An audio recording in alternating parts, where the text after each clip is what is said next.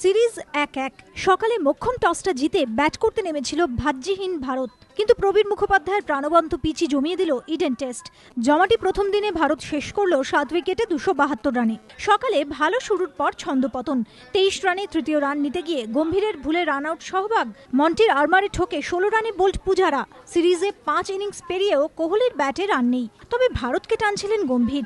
Night অধিনায়কের second home গ্রাউন্ডে জনসমর্থনেও কমতি ছিল না, কিন্তু ৬০ রানে সেট হয়েও বিশ্রী আউট হলেন গতি।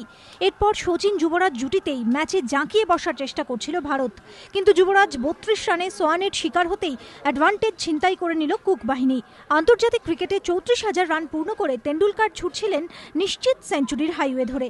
৭৬ রানে দুর্ঘটনা ঘটল বিকেলের ইডেনে অ্যান্ডারসনের স্বপ্নের সুইংয়ে।